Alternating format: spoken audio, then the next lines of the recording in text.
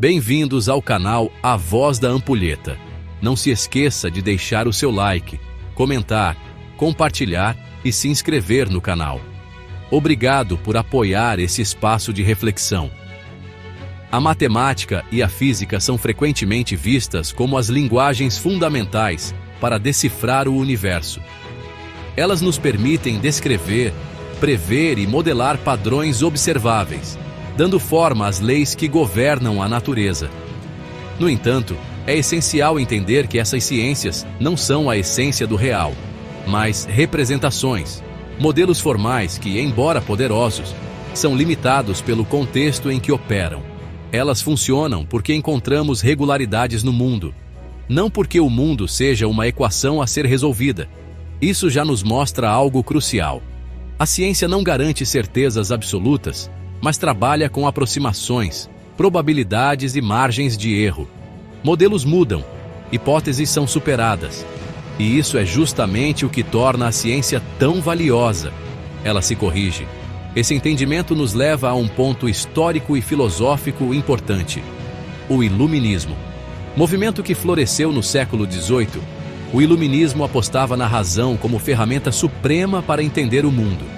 Filósofos como Immanuel Kant, com sua famosa frase sapere aude, ouse saber, viam a ciência como o ápice do conhecimento racional, e por isso acreditavam que ela poderia oferecer respostas definitivas para tudo.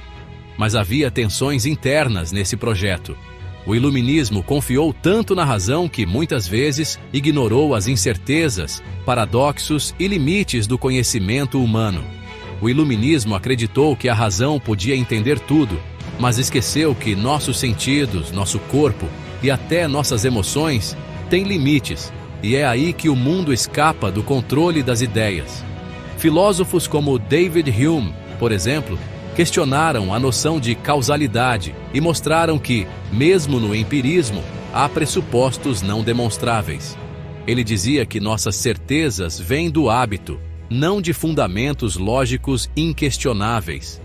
Em outras palavras, o Iluminismo acreditou na ciência como verdade imutável, mas essa visão se revelou limitada.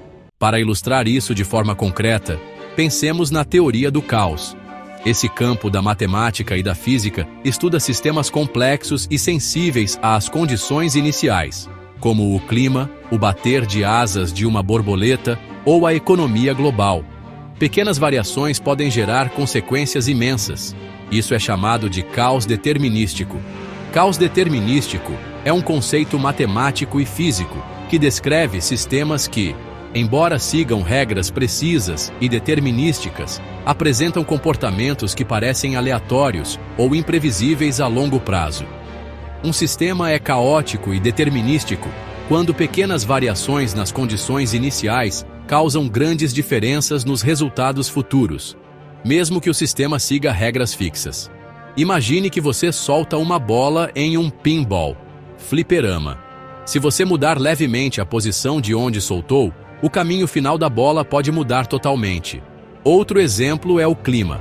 As equações da meteorologia são determinísticas, mas uma mínima mudança na temperatura ou na pressão hoje pode alterar completamente o tempo daqui a uma semana. Isso ficou conhecido como o efeito borboleta, expressão popularizada por Edward Lorenz. O bater de asas de uma borboleta no Brasil pode causar um tornado no Texas. Por que é importante?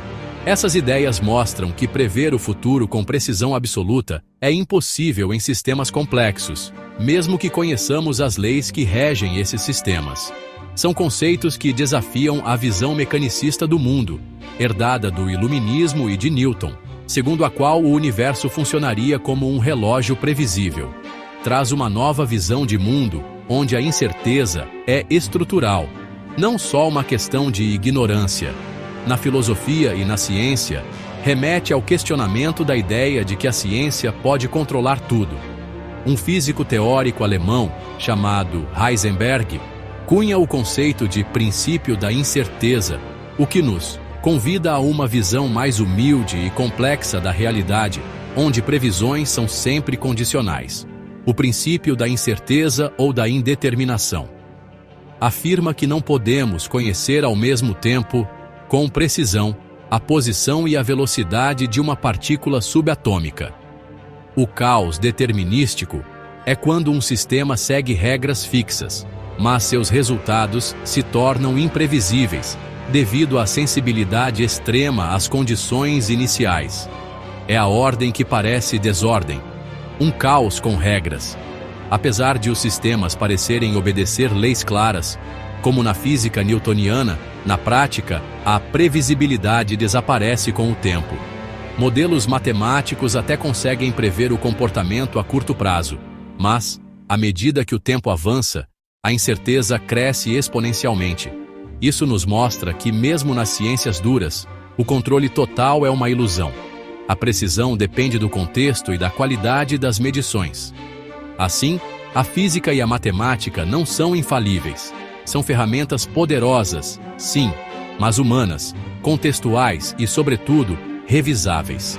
Esse ponto nos leva a outro problema atual: o uso indevido da linguagem científica para justificar crenças pessoais. A física quântica, por exemplo, tem sido mal interpretada para dar suporte a ideias como o pensamento cria a realidade ou tudo é vibração, o que beira o misticismo. Esse tipo de interpretação é fruto do que chamamos de cientificismo, uma confiança cega na ciência como resposta para tudo, mesmo quando ela é mal compreendida ou aplicada fora de contexto.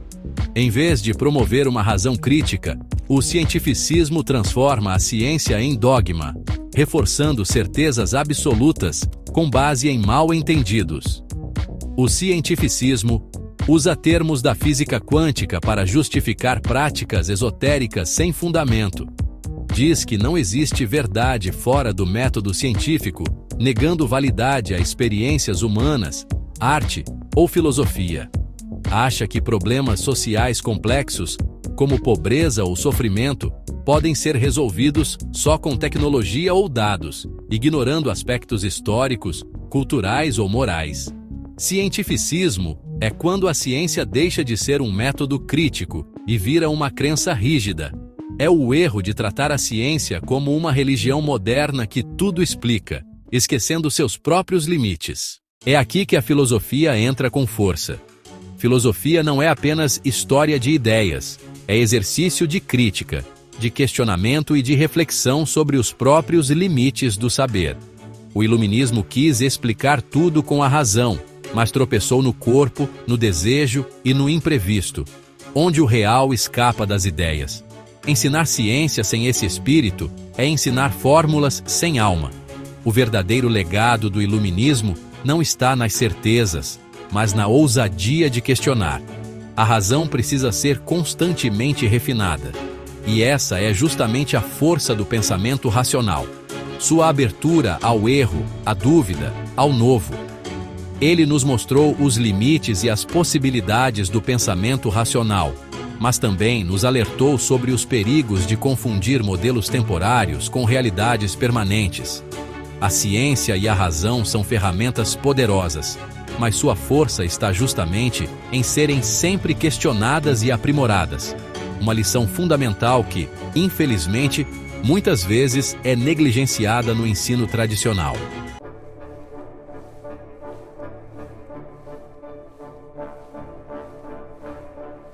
Ao longo da história, a matemática e a física se destacaram como formas de linguagem que procuram explicar os padrões e comportamentos do mundo natural. Porém, essas disciplinas não devem ser vistas como respostas definitivas, mas como modelos temporários que nos ajudam a entender o universo em determinado momento. Mesmo sem ser matemático ou físico, é possível observar que, quando nos aproximamos dessas áreas do conhecimento, a lógica e a razão se tornam ferramentas essenciais para se aproximar da verdade, mas sempre com a consciência de que a verdade não é absoluta, mas sim uma construção em constante evolução. O iluminismo, um movimento que floresceu no século XVIII, deve ser entendido dentro desse mesmo espírito de busca pela razão e pelo conhecimento. No entanto, ao contrário do que muitos pensam, O iluminismo não deve ser visto apenas como uma ciência ou uma busca por respostas definitivas, mas como uma ilustração de como as ideias de razão e progresso estavam em desenvolvimento. Pensadores como Hume, Locke e outros, ao analisarem a natureza humana e os limites do conhecimento, nos alertaram para as falácias de uma busca cega pela certeza, evidenciando que o conhecimento é muitas vezes condicional e sempre sujeito à revisão. Quando falamos em iluminismo, é mais apropriado tratá-lo como uma ilustração da potência da razão, e não como um ponto final do conhecimento. Kant, Locke, Hume, Diderot e outros sabiam, mesmo em seu tempo, que o conhecimento era condicional, falível, passível de revisão. Hume, especialmente, foi enfático ao mostrar que não existem certezas inabaláveis. A causalidade, segundo ele, não pode ser provada, apenas suposta com base na repetição. A crítica de Hume ao empirismo de Locke abriu caminho para uma visão mais cética e dialética da razão.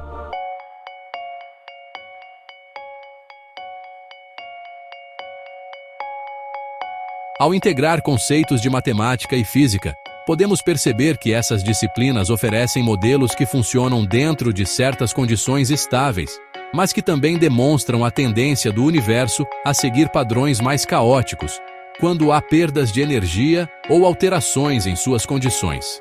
Da mesma forma, a razão iluminista pode ser vista não como algo definitivo ou já alcançado, mas como um processo contínuo que busca a ilustração da verdade, sem jamais chegar a uma resposta final. Isso nos remete diretamente a Hume, que, ao criticar o empirismo de Locke, questionava a validade das certezas absolutas e destacava os limites do conhecimento humano. A matemática e a física nos oferecem metáforas poderosas para entender o funcionamento da razão. Quando as condições são estáveis, conseguimos prever e modelar. Mas basta uma pequena mudança nas variáveis para que o sistema se torne imprevisível, tal como o conhecimento humano, que precisa de constante atualização. Do mesmo modo, a razão iluminista deve ser vista como um movimento e não como uma estrutura fixa. Não alcançamos a verdade, apenas a ilustramos com modelos cada vez melhores. A ciência e a razão ganham poder quando sabemos de seus limites.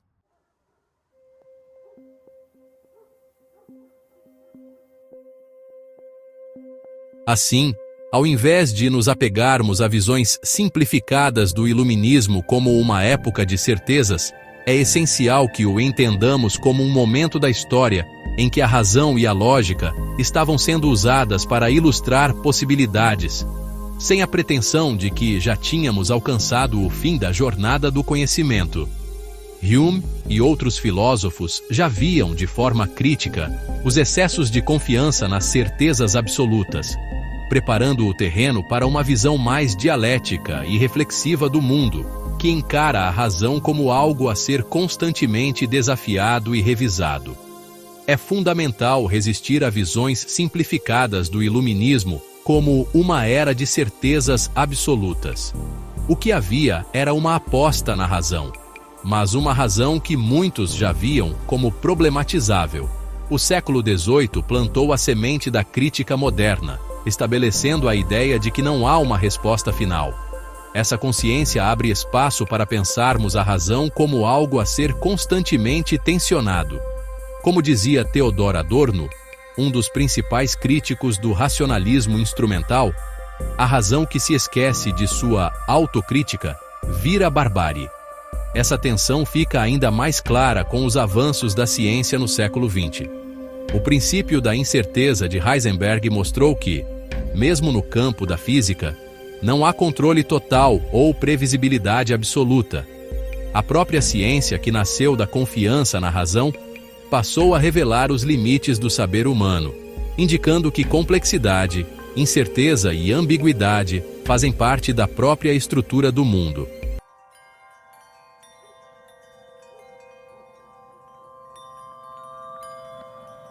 Essa introdução conecta a lógica e a razão à matemática e à física. usando esses campos como metáforas para ilustrar a busca iluminista pelo conhecimento e pela verdade. Ao mesmo tempo, fica claro que o iluminismo, longe de ser uma ciência acabada, deve ser visto como um processo, uma ilustração das possibilidades de entendimento, que, como as leis da física, podem ser valiosas dentro de certos contextos, mas são sujeitas a mudanças e desafios constantes. Ela também toca na questão de que muitos não compreendem a discussão profunda por trás dos conceitos que aprendem, e que muitas vezes as ideias se tornam rótulos em vez de realmente se conectar com a complexidade e as nuances do pensamento filosófico. Uma questão profunda sobre pensamento crítico e racionalidade, que é o cerne da filosofia desde a sua origem. O ponto é que, ao pensar logicamente e questionar premissas, as pessoas podem chegar a conclusões universais, porque a lógica e a razão são ferramentas que transcendem o indivíduo e a cultura. Elas são universais no sentido de que, se os mesmos princípios e raciocínios forem aplicados corretamente, qualquer pessoa chegará a conclusões semelhantes.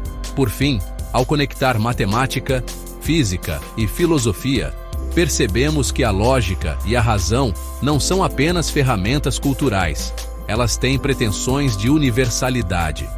Quando usamos os mesmos princípios e raciocínios, chegamos a conclusões semelhantes, independentemente da cultura ou da crença pessoal. Mas essa universalidade não é arrogância, é humildade.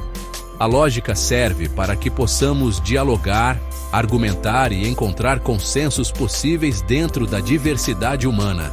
E isso é, talvez, o maior legado da filosofia: ensinar que pensar é duvidar e que duvidar é construir. Nem todo mundo consegue, ou quer, seguir uma linha de raciocínio lógico rigoroso.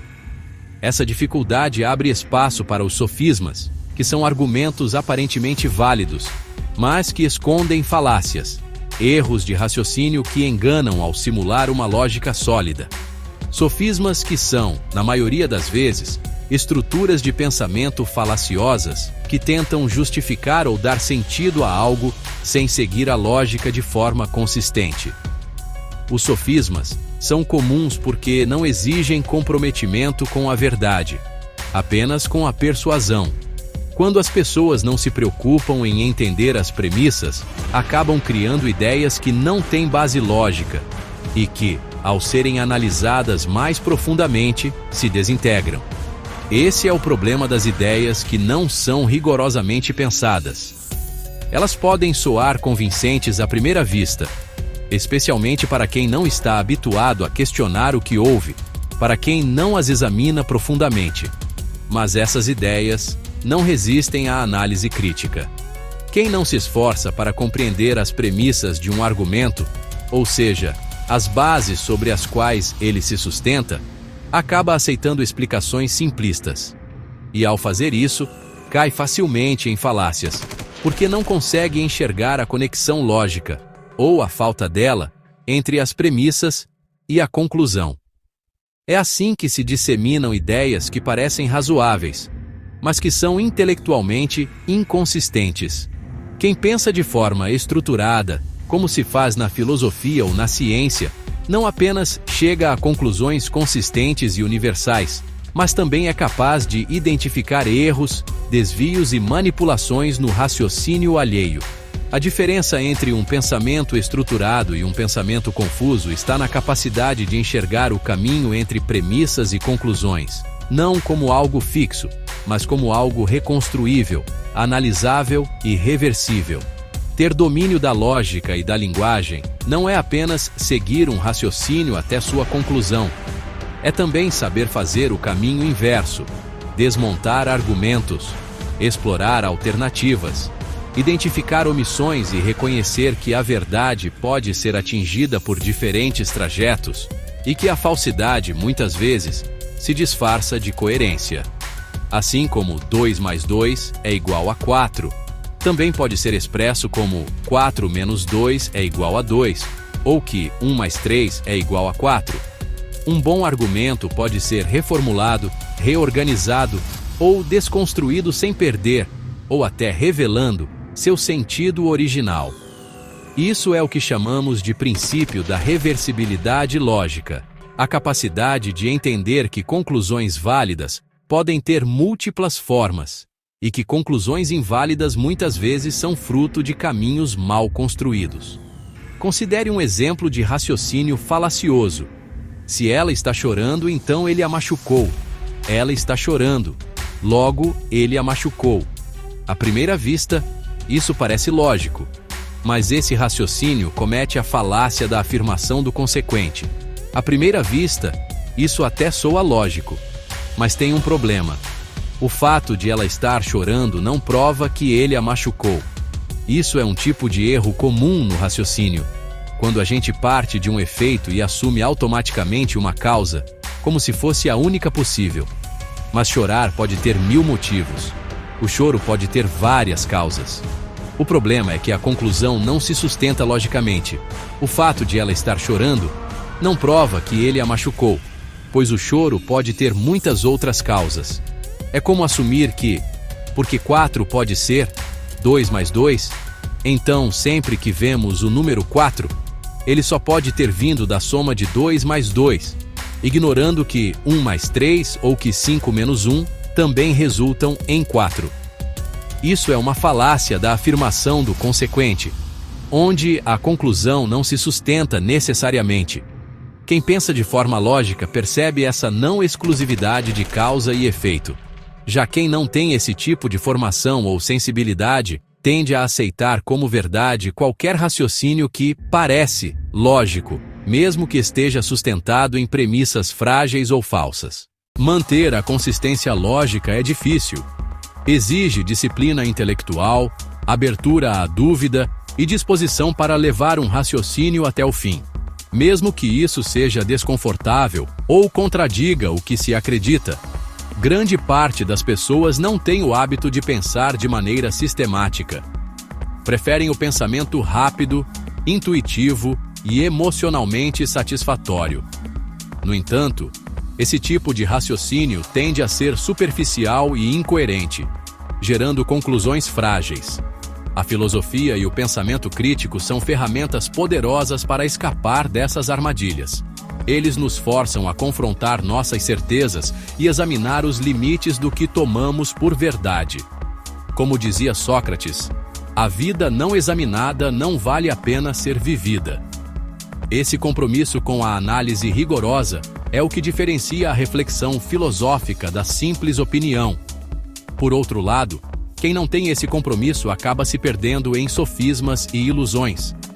Isso é uma das razões pelas quais a filosofia e o pensamento crítico são essenciais para a construção de uma sociedade mais racional e reflexiva, porque elas ajudam a evitar essas armadilhas. O verdadeiro desafio do pensamento crítico está no desconforto que ele gera. Muitas pessoas não querem ser desconcertadas. Elas preferem as explicações fáceis, aquelas que confirmam o que já acreditam ou o que faz sentir bem. Muitas pessoas preferem manter suas crenças intactas, pois o questionamento abala a crença na sua identidade de grupo. Questioná-las seria, de certo modo, questionar a si mesmas. Por isso, ideias que desafiam certezas estabelecidas geralmente encontram resistência. A tendência é buscar confirmação para o que já se acredita. Isso se chama viés de confirmação, rejeitando explicações mais complexas ou profundas que poderiam abalar essas convicções.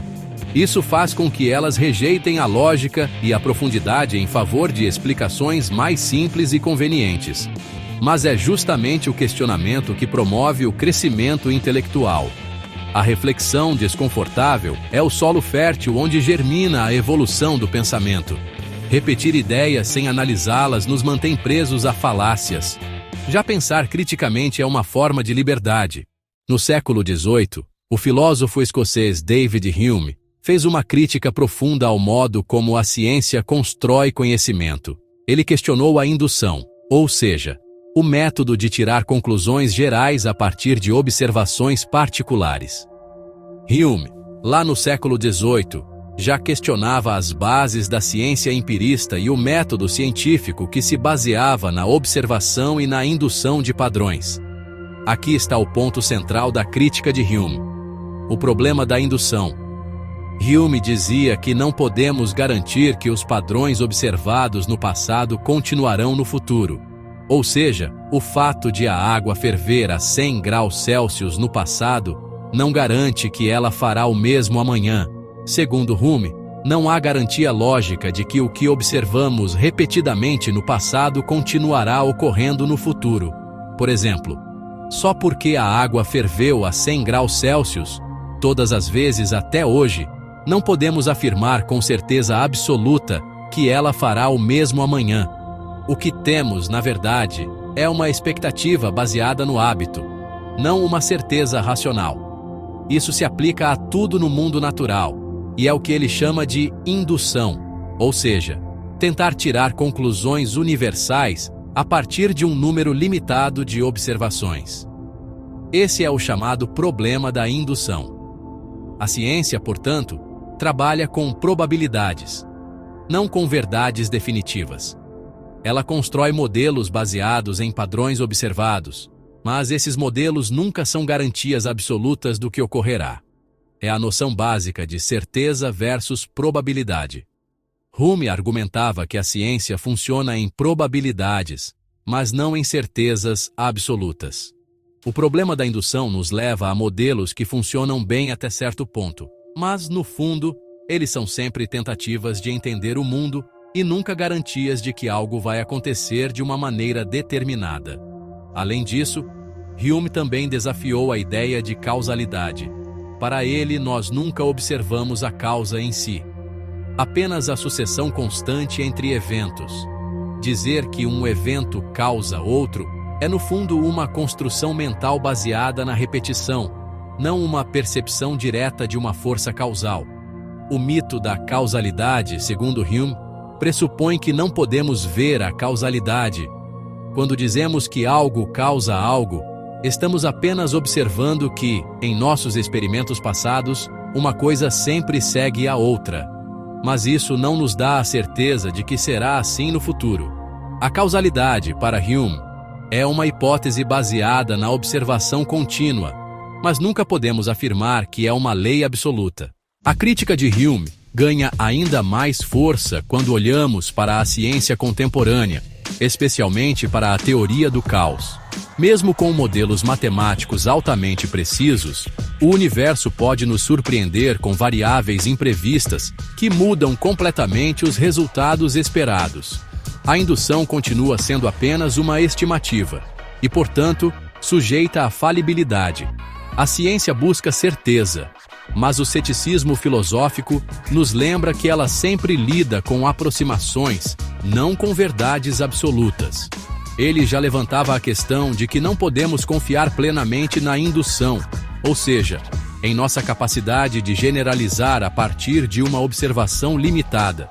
Porque, mesmo quando temos padrões matemáticos e científicos precisos, o universo pode nos surpreender com novas condições ou variáveis que mudam completamente o jogo.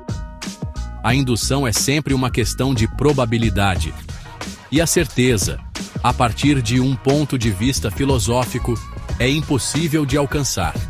O que a ciência faz é trabalhar com as melhores aproximações, mas nunca tratando como verdades absolutas, principalmente quando se fala de um universo que parece estável, mas pode se tornar caótico a qualquer momento. Então, sim, a crítica de Hume sobre a indução é uma base filosófica muito sólida para a sua reflexão sobre a ciência moderna e o caos. Estamos basicamente explorando a limitação do modelo científico que tenta transformar regularidades em certezas absolutas, sem perceber que sempre há elementos de incerteza que ele não consegue capturar. Essa é a grandeza e, ao mesmo tempo, a fragilidade da ciência e da razão. A certeza é o que ela busca, mas o ceticismo de Hume nos lembra que, mesmo quando chegamos perto dela, a dúvida nunca está longe. Esse é o paradoxo da ciência moderna. Ela é incrivelmente precisa, mas, ao mesmo tempo, profundamente limitada. É como tentar descrever uma floresta inteira apenas olhando para uma trilha. Pode funcionar por um tempo, mas há sempre o risco de se perder.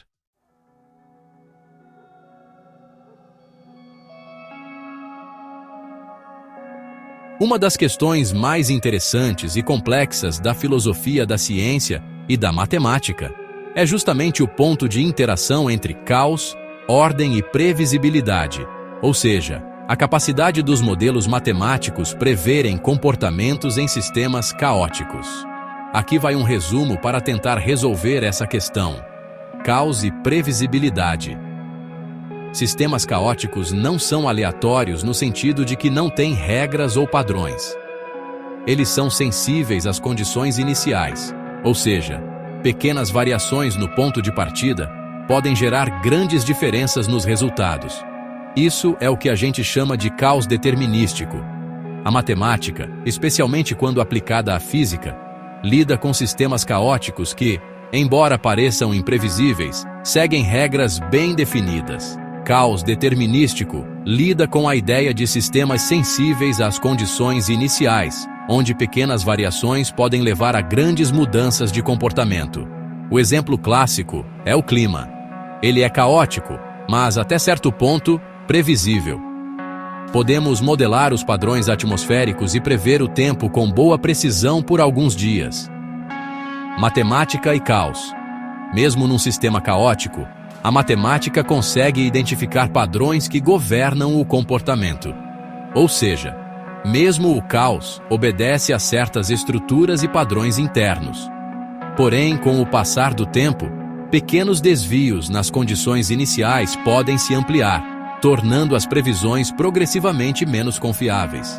Esse fenômeno é conhecido como efeito borboleta, uma metáfora popular que ilustra como pequenas causas podem, em sistemas complexos, gerar grandes efeitos em longo prazo.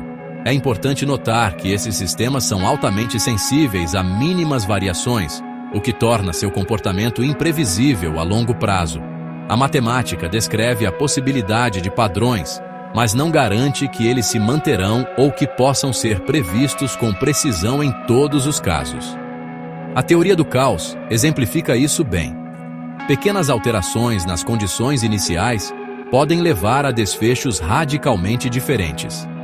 Física e matemática são eficazes em prever o comportamento de sistemas caóticos no curto prazo, mas não podem assegurar que tais padrões se manterão a longo prazo. Mesmo com equações precisas, um erro mínimo na medição ou modelagem pode alterar profundamente o comportamento do sistema ao longo do tempo. Essa confiança nas previsões é, no fundo, uma forma refinada de indução. E como David Hume advertiu, nenhuma indução garante que o futuro repetirá o passado. Mesmo em sistemas caóticos, é possível fazer cálculos precisos, mas a menor imprecisão nas condições iniciais pode se amplificar, tornando-os inviáveis no longo prazo. Um bom exemplo é o clima. Modelos meteorológicos funcionam bem em horizontes curtos, como dias ou semanas, mas tornam-se incertos quando se tenta prever meses ou anos. A matemática revela padrões no comportamento dos sistemas, mas não pode garantir que esses padrões permanecerão estáveis indefinidamente. No fundo, há uma tensão inevitável entre a precisão dos modelos matemáticos e a fluidez da realidade.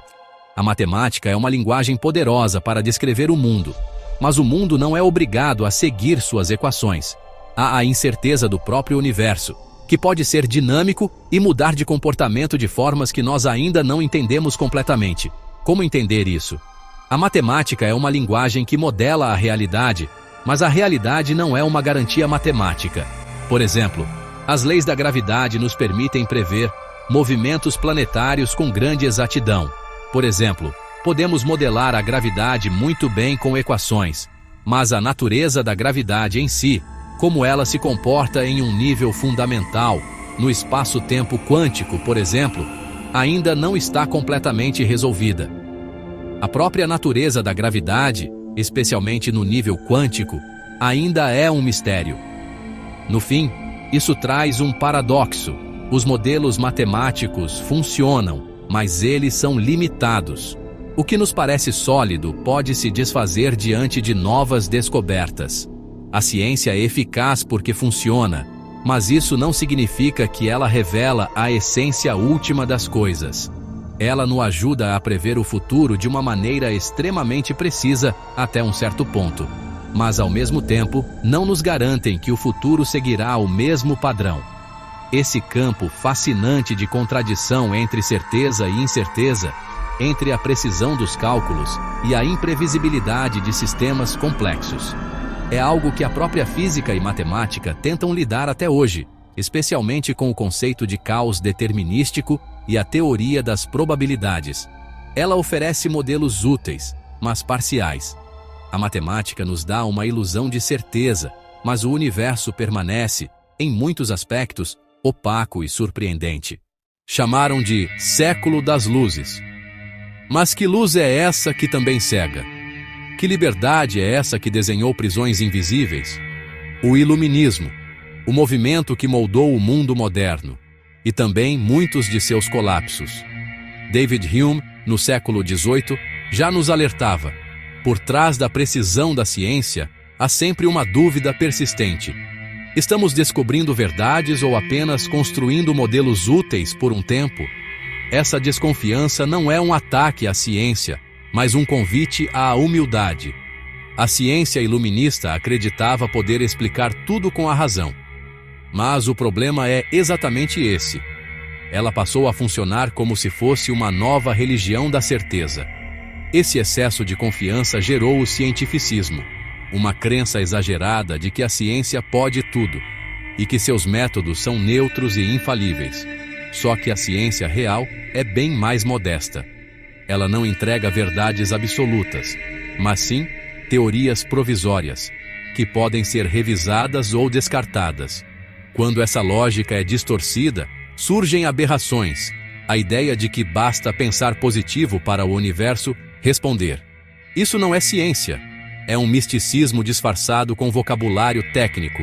Um exemplo claro é o livro O Segredo, que vende a ideia de que tudo é energia e que nossos pensamentos vibram e moldam a realidade. Essa narrativa abusa de termos científicos como quântico, mas sem respeitar seu real significado. Na física quântica, por exemplo, o chamado colapso da função de onda é um fenômeno relacionado à probabilidade de estados em nível subatômico. Ele não valida a ideia de que a mente humana cria a realidade a partir do pensamento. Confundir isso é como usar um microscópio para prever o amor. A filosofia ajuda aqui, porque nos lembra que o conhecimento precisa de crítica, de limites, de consciência histórica, e o pensamento cético é parte vital disso.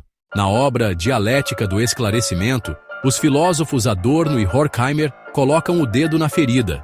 O iluminismo, que prometia libertação, também inaugurou novas formas de dominação. Eles chamam isso de razão instrumental, uma razão que não busca o bem comum, mas eficiência, controle e utilidade. A ciência, a técnica e até a cultura passaram a servir à lógica da dominação. A crítica é dura, mas necessária.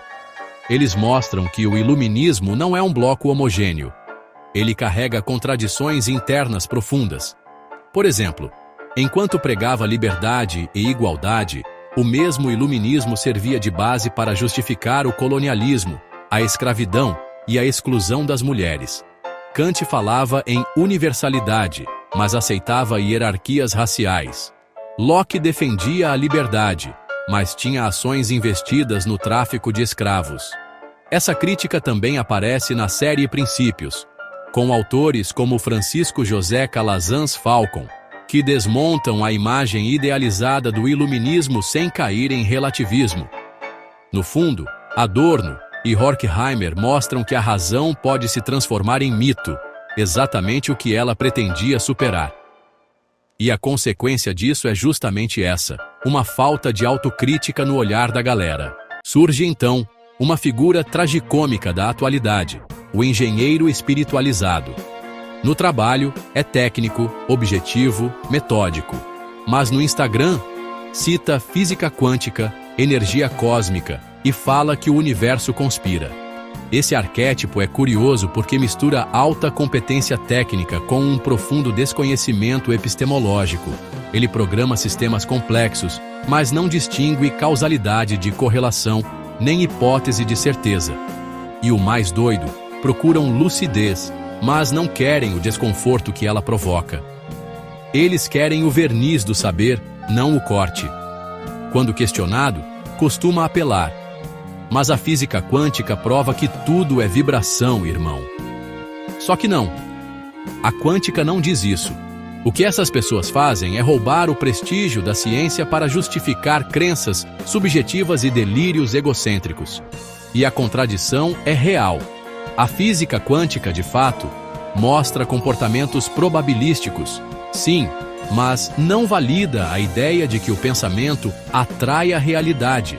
Não autoriza extrapolações metafísicas do tipo tudo é mente, e não suporta esses delírios esotéricos que pegam conceitos técnicos, tipo problema da observação, e transformam em mágica de autoajuda. O que essas pessoas fazem é abduzir os conceitos da ciência para justificar um mundo subjetivo onde tudo é possível, desde que você acredite. É o triunfo do solipsismo narcisista com linguagem técnica.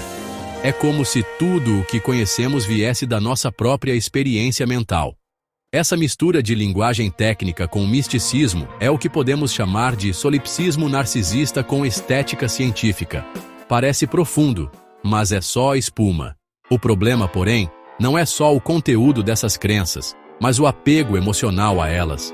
Quando alguém acredita que pensar positivo atrai sucesso, qualquer crítica parece agressão. O crítico vira negativo, invejoso ou tóxico. Mas essa crença não é inofensiva. Ela elimina a crítica, pois quem questiona é visto como amargo. Apaga a realidade social e econômica, como se pobreza fosse culpa de pensamentos errados. Cria uma bolha de delírio. Tudo é interpretado como confirmação da crença, onde qualquer evento justifica e legitima crenças individuais absurdas. É uma religião sem Deus, mas com a mesma função ideológica. É perfeita para o capitalismo emocional de hoje. Se você fracassou, a culpa é sua. Não do sistema, não das desigualdades, da sua mente. Seja positivo, aceite tudo, não reclame, empreenda, visualize riqueza. Se você não venceu, é porque sua mente está errada. Ou seja, o sistema se isenta e você se culpa. Aqui vale diferenciar dois conceitos fundamentais. Ilusão, como erro de percepção, ainda vinculado à realidade. Delírio, como crença sustentada mesmo contra todas as evidências. Um desligamento com critérios objetivos. Esse tipo de delírio aparece muito nos discursos fascistas e esotéricos pop, onde a realidade responde à mente. Isso é típico em narrativas como a de O Segredo, que misturam espiritualismo barato com empreendedorismo egocêntrico. E não é coincidência que regimes autoritários muitas vezes se apoiam no misticismo, no esoterismo ou na religiosidade distorcida para criar uma aura de autoridade transcendental, como se fossem guiados por forças superiores, destinados a uma missão sagrada. Até agora podemos concordar que a ciência, especialmente a matemática e a física, não revelam a essência do real. Elas criam modelos descritivos. Físicos como Heisenberg, Bohr e Carlo Rovelli já disseram isso com todas as letras. A física descreve o que observamos, não o que é. E há limites. Por exemplo, no campo da termodinâmica, a segunda lei nos fala sobre entropia, a tendência à desordem. Se o universo continuar expandindo e perdendo energia, pode haver um colapso na estrutura conhecida da realidade. Essas hipóteses se chamam Heat Death e Big Rip, entre várias outras. Isso é ciência, não magia.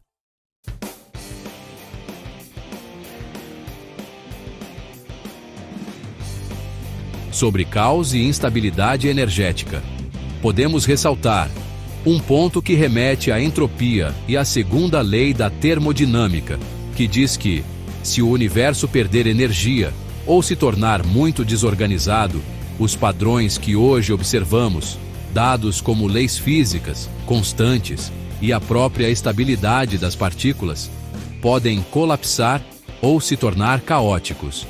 E isso é uma hipótese física séria, inclusive discutida em cosmologia e teoria do fim do universo, como Heat Death, Big Rip. Ambas são hipóteses fundamentadas por teorias. Muitos ainda caem no erro clássico.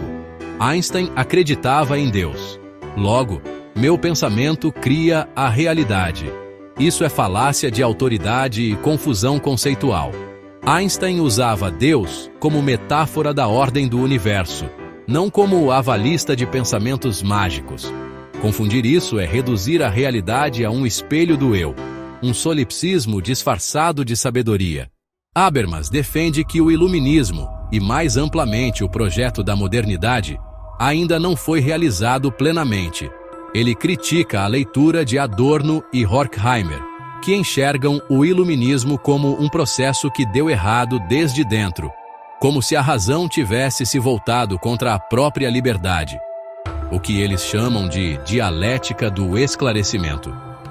Para Habermas, vê que o problema não está na razão, mas na forma como ela foi instrumentalizada, reduzida à racionalidade técnica e utilitarista. O iluminismo prometeu liberdade, argumentação pública, emancipação. Mas essas promessas foram traídas, pois a razão foi isolada da ética e da política. A sociedade capitalista modernizou o sistema econômico, mas não democratizou as esferas públicas e culturais. Portanto, ainda temos uma tarefa histórica: realizar o projeto inacabado da modernidade. A modernidade, para Habermas, é um projeto inacabado. Ainda podemos realizá-lo, se a razão voltar a dialogar com o bem comum, com a justiça e com o debate público. O discurso iluminista do progresso foi, muitas vezes, utilizado para justificar práticas coloniais.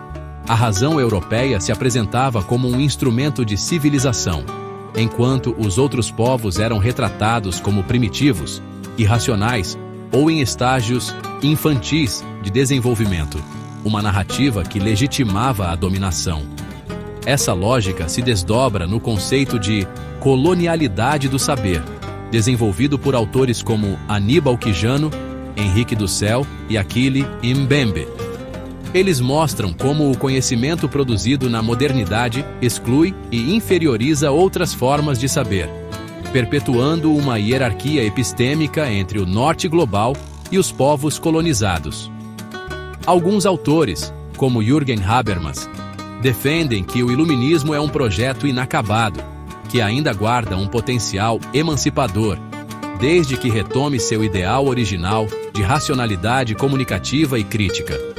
Já outros, como Adorno e Horkheimer, veem no iluminismo um processo ambivalente. Na dialética do esclarecimento, mostram como a razão que liberta também pode se transformar em razão instrumental, uma racionalidade voltada ao controle, à dominação e à eficiência técnica, em vez da liberdade. Esse desdobramento é visível no uso moderno da razão técnica e burocrática. A ciência e a tecnologia, que deveriam emancipar, acabam muitas vezes servindo à vigilância, ao consumo e à opressão. Isso evidencia como o discurso iluminista pode ser apropriado por sistemas de poder, tornando-se funcional à manutenção de estruturas autoritárias ou desiguais. A crítica contemporânea, feita por autores como Foucault, Frantz Fanon, Gayatri Spivak, entre outros, revela que a pretensão de universalidade do iluminismo silenciou vozes dissidentes, excluindo mulheres, povos colonizados, sujeitos racializados e não ocidentais de sua narrativa. Logo, o iluminismo é um processo que carrega em si tanto a liberdade quanto a barbárie. Por isso, um bom professor hoje precisa articular os ideais iluministas com as críticas contemporâneas, conectando temas como raça, gênero, colonialismo, técnica, algoritmos e poder, sem perder de vista o contexto histórico e o potencial crítico que o iluminismo ainda pode carregar. O Iluminismo foi um movimento intelectual, filosófico, científico e político que floresceu na Europa no século XVIII.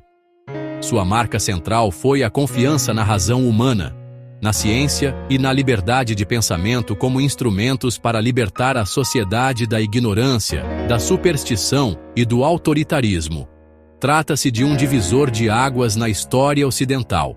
Ele critica as autoridades tradicionais, como a Igreja, a monarquia absolutista e as estruturas feudais, e a afirmação dos ideais de liberdade, igualdade, progresso e autonomia do indivíduo.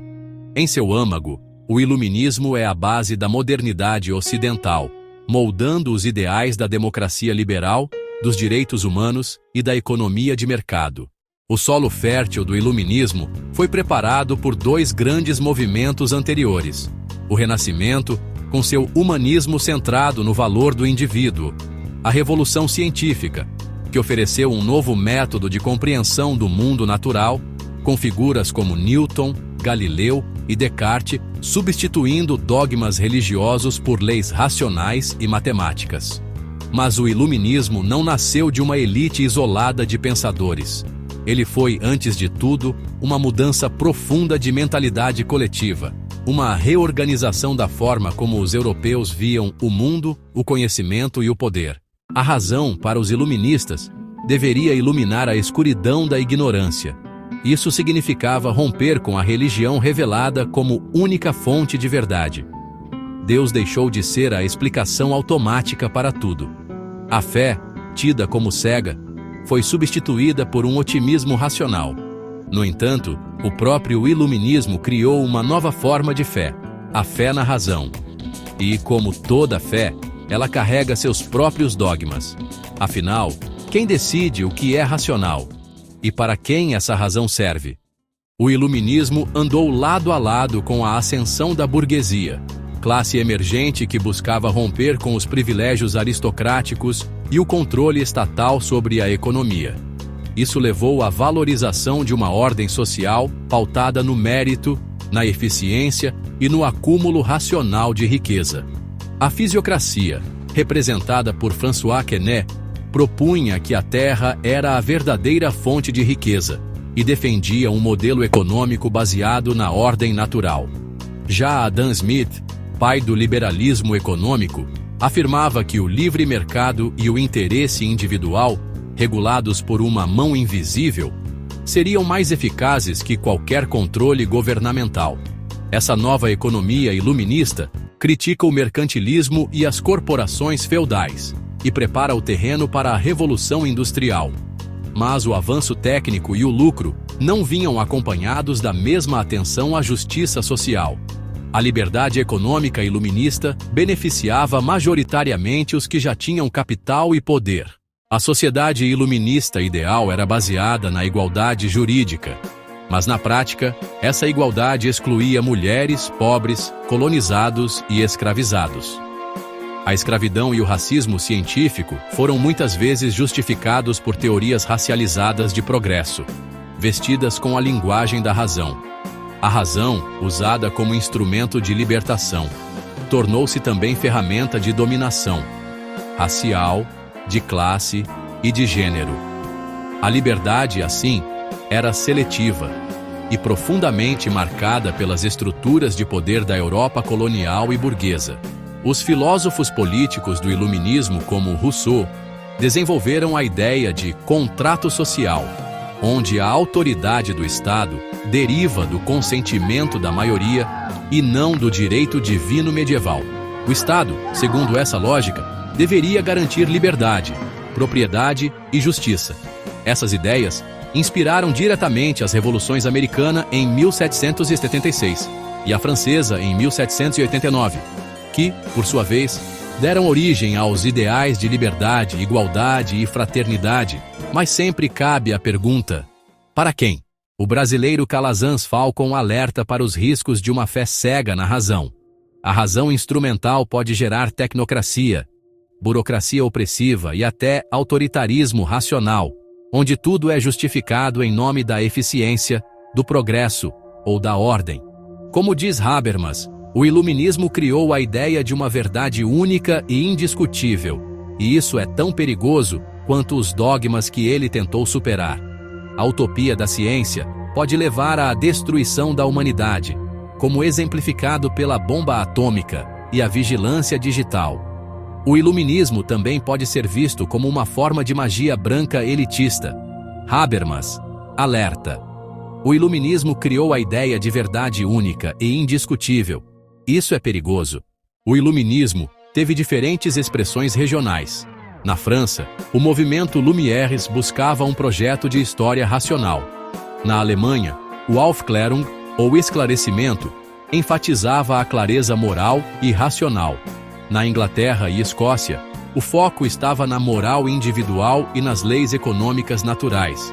Já na Espanha, Portugal e Itália, a ilustração era vista como um caminho para a educação e a erudição, a reforma das elites e o progresso técnico. Cada cultura interpretou o iluminismo conforme sua realidade, mostrando que essa luz nunca foi única ou neutra.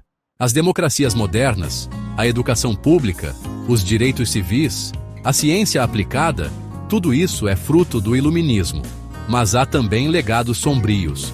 Desigualdades estruturais legitimadas pela razão, racismo científico e exclusões sistemáticas, ecocídio tecnocrático, baseado na exploração ilimitada da natureza como simples recurso, e um desencantamento profundo, onde nem Deus, nem a ciência, nem a linguagem parecem oferecer salvação à humanidade contemporânea.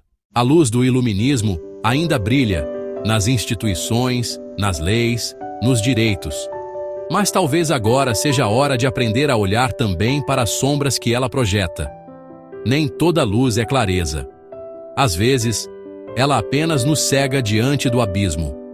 Revisitar o iluminismo não é negá-lo, mas compreender suas contradições, para que a razão continue sendo ferramenta de emancipação e não de dominação.